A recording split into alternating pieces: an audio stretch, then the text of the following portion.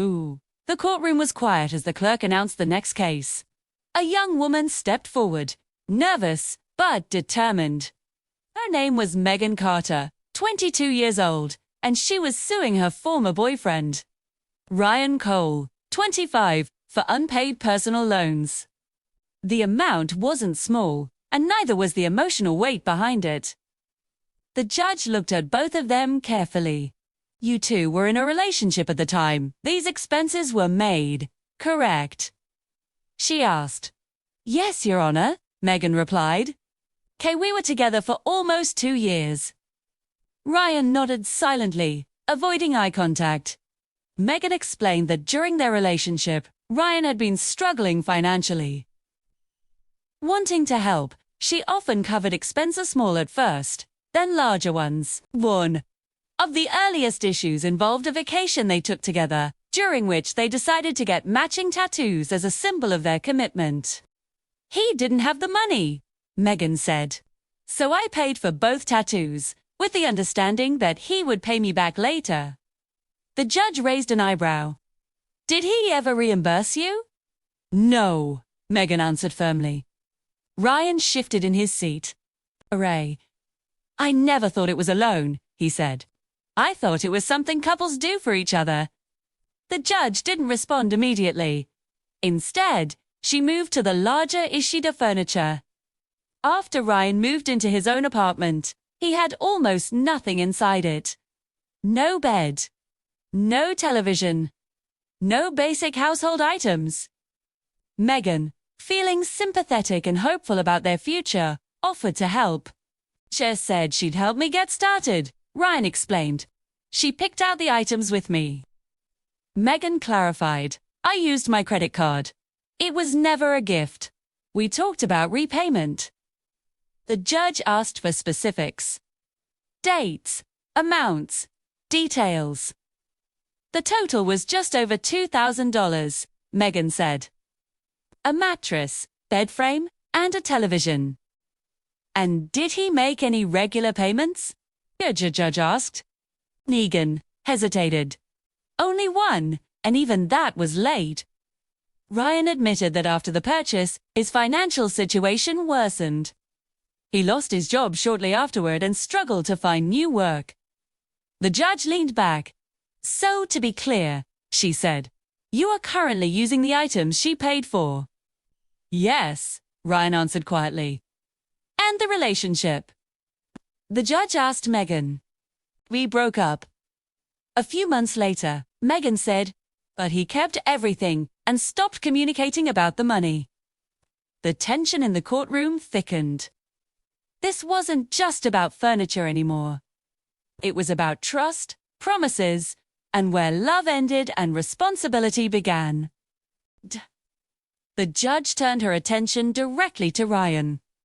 When the furniture was purchased, she asked, did you understand that you were expected to repay her? Ryan hesitated. At the time, yes. I said I would. The judge nodded slowly. Words matter in this courtroom. Megan explained that after the purchase, she began receiving monthly credit card bills. Interest was accumulating, and her own finances were being affected. Each time she contacted Ryan, he reassured her that payment was coming. I have messages, Megan said, holding up printed pages. Text messages where he promised to pay me back. Ryan sighed. I was trying, he said. I just didn't have the money. The judge asked about his employment. Ryan admitted he had been working at a manufacturing plant when the furniture was purchased, but was later laid off. And since then? The judge asked. I've been looking for work, he said. The judge didn't sound unsympathetic, but she was unconvinced. Losing a job doesn't erase a debt, she said calmly. Megan added another detail that shifted the mood. Oh, too. After we broke up, she said, he started dating someone new almost immediately. And she moved into the apartment. Ryan looked up. That's not relevant. The judge disagreed. 2. It is relevant if you're reclaiming hardship while continuing to benefit from property someone else paid for. Ryan admitted he still slept on the mattress every night. The television was mounted in the living room and used daily. The judge asked a simple question. Do you believe it is fair that she is paying interest on items you use while you pay nothing? Ryan laughed nervously. When you put it that way, no. The courtroom went quiet. Megan's voice trembled slightly as she spoke again. I trusted him. I believed we were building something together. The judge. We viewed the messages carefully. Several clearly referenced repayment, timelines, and apologies for delays. These messages, the judge said, show acknowledgement of a debt. Ryan tried to explain that emotions had been high and that he had said things just to keep the peace. That explanation didn't help his case. The judge sighed. Relationships end, she said. But financial responsibility does not end just because feelings do. The decision was becoming clearer by the minute. The judge leaned forward. Mr. Cole, she said, this court isn't here to punish you for a failed relationship. We're here to decide whether money was owed and whether it was repaid. Ryan nodded slowly. Megan explained that after months of waiting, she had stopped receiving responses altogether. The credit card company did not stop calling. Late fees piled up. What began as kindness had turned into stress and anxiety. I'm still paying for his life, she said quietly. The judge asked one final question. If this furniture truly was a gift, why did you promise to repay her? Ryan didn't answer right away. Then, softly, he said, because I knew it was the right thing to say. The judge closed her folder.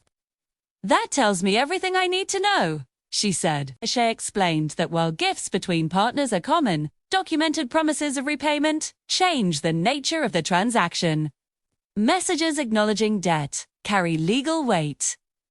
This was not a gift, the judge concluded. This was a loan. 2. The judge announced her decision clearly and firmly. Judgment in favor of the plaintiff, she said. The defendant is ordered to repay the full amount of the furniture purchase. Megan let out a quiet breath she had been holding for months. Ryan stared ahead, processing the reality of the ruling. The judge offered one final piece of advice. In future relationships, she said, be clear about money. Love does not cancel accountability. With that, the case was closed. Megan walked out of the courtroom lighter than she had felt in a long time, not because the money would magically return, but because her voice had been heard. Outside the courtroom, Megan reflected on how easily love and money can become entangled. She hadn't come for revenge. She came for fairness. Ryan, on the other hand, faced a hard lesson one about responsibility and consequences. This case was never just about a bed or a television. It was about promises made during love, and whether those promises still matter when love fades. And in that courtroom, the answer was clear.